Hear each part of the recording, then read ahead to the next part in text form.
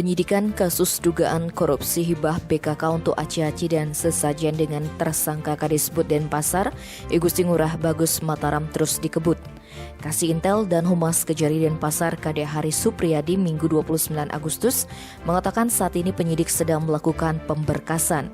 Ia menambahkan bahwa kasus tersebut tidak berdiri sendiri, melainkan ada dugaan adanya campur tangan pihak lain. Untuk itu, ia berharap Kades Kebudayaan ini mau buka-bukaan. Berdasarkan pemeriksaan saksi-saksi dan didukung bukti-bukti, kata Kadek Hari semua mengarah pada tersangka Kades Kebudayaan yang menjabat PA merangkap PPK. Sedangkan PPTK dan pihak perencanaan pengadaan koordinasinya di bawah tersangka. Konfirmasi terpisah Komang Sutrisno selaku kuasa hukum tersangka Gusti Bagus Mataram tidak menampik kemungkinan adanya pelaku lain jika melihat secara utuh dugaan korupsi hibah BKK Provinsi Bali itu. Salah satunya adalah nomenklatur soal perubahan belanja tidak langsung menjadi belanja langsung.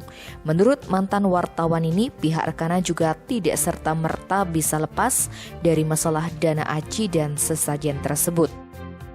Tim Bali Express melaporkan.